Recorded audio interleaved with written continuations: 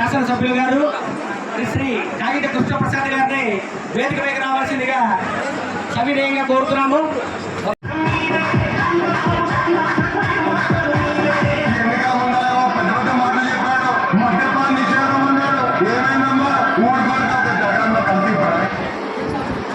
ఇది ప్రజల తిరుగుబాటు.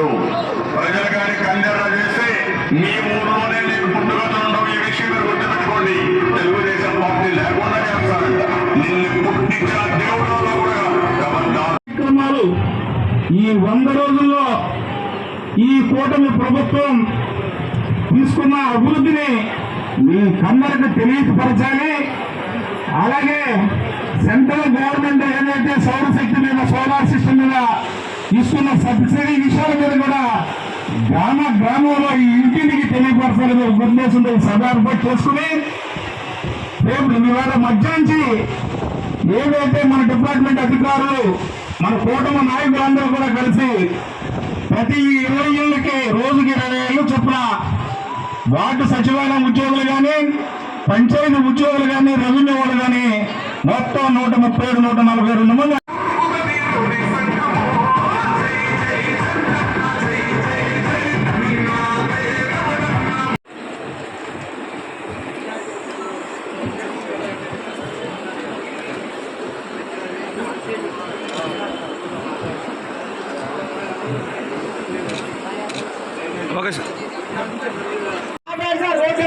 ఓట్లు వేసుకుంటాడు. ఆ మంత్రి సార్ ఓటు వేస్తానంటాడు. లేదు లేదు, ఈ రైతులు ఈ ఊళ్ళో వాటర్లో కూడా ఎంత అభాగ్యంగా చూడండి.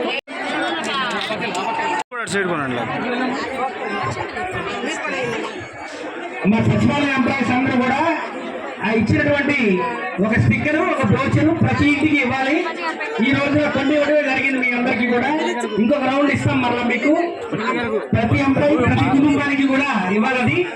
మరి అవన్నీ కూడా గౌరవం చెక్ చేస్తారు. దారిలో వెళ్ళేటప్పుడు ఏదైనా ఇంటి దగ్గర ఆగి మీకు బ్రోచర్ వచ్చిందా, స్టిక్కర్ వచ్చిందని అడుగుతారు.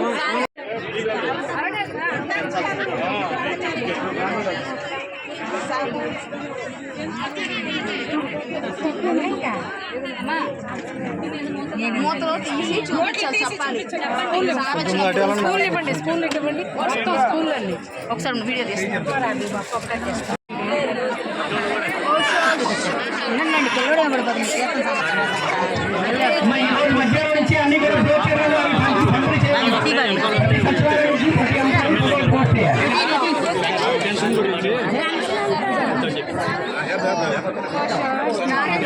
వస్తాయి వచ్చేసారని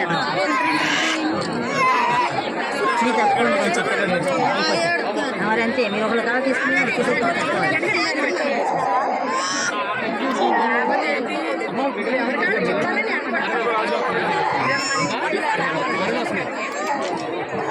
పిల్లడు చూస్తున్నాడు.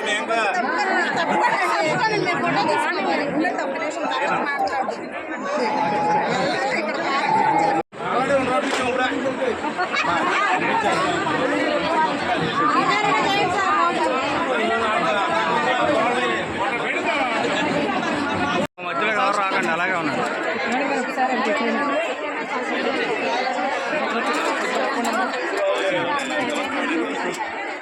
అమ్మ జావ పైకి ఎక్కండి.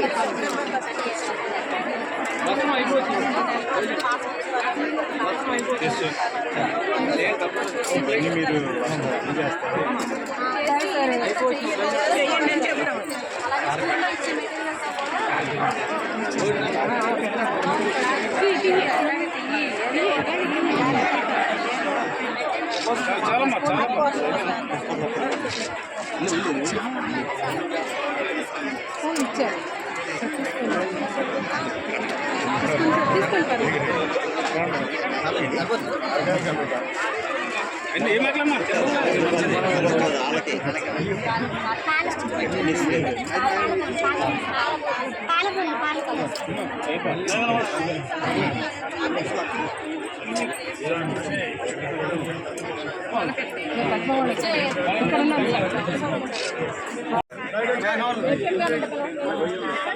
ఇల్లు అంటున్నారు కానీ సార్ 6 నెలలు పూర్తి అయితే 7 నెలలు నడుస్తుంది సార్. మా సీసీ గారు రండి మీరు. రేపేమో ఫోన్ చేయండి లోపల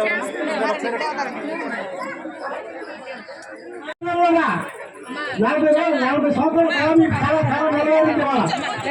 ఇవాళ ఆయన వచ్చి నాయుడు గారు వచ్చి మేనేజర్ అని చెప్తున్నారు. అసలు ఇది ఎంతవరకు న్యాయం కూడా తెలుసు.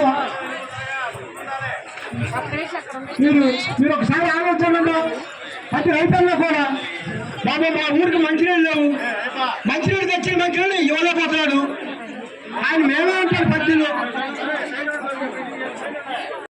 ఈ కార్యక్రమంలో ప్రతి డోర్ టు డోర్ వెళ్ళాలి. ఏదైతే 100 రోజుల్లో మనం చేసినటువంటి మంచి కార్యక్రమాలు ఉన్నాయో వాటన్నిటి కూడా ప్రజలు తెలియజేయాలని చెప్పి ప్రజలందరికీ కూడా తెలియజేయాలని చెప్పి ఇక్కడ ఉన్నటువంటి నాయకులందరికీ కూడా నిర్ణయించుకుంటా ఉన్నాను. మరి తెలియజేస్తా ఉన్నాను. ఈరోజు మన మండలంలో చూసినట్టయితే ఓవరాల్ గా ఈ ఎన్ఆర్జీఎస్కి సంబంధించినటువంటి నిధులు 5,11,00,000 రూపాయలు కేటాయించాలని చెప్పి మీ అందరికీ కూడా తెలియజేస్తా ఉన్నాం. రానున్న రోజుల్లో కూడా తప్పకుండా ఏదైతే పెండింగ్ రోడ్లు కానివ్వండి, పెండింగ్ పనులు కానివ్వండి, ఏదైతే సమస్యలు ఉన్నాయో ఆ సమస్యలన్నింటినీ కూడా తప్పకుండా పరిష్కరిస్తామని చెప్పి ఈ సందర్భంగా తెలియజేస్తా ఉన్నాం. తప్పకుండా మీ అందరి యొక్క ఆశీస్సులు ప్రభుత్వం మీద ఉండాలి. అదేవిధంగా వైసీపీ వాళ్ళు చేస్తా ఉన్నారు ఈ రోజున ఏరిపోయినటువంటి ఫేక్ ప్రచారాలు. గత 5 సంవత్సరాలు ఏ విధంగా వాళ్ళు పనులు చేయకుండా ఫేక్ ప్రచారం చేసి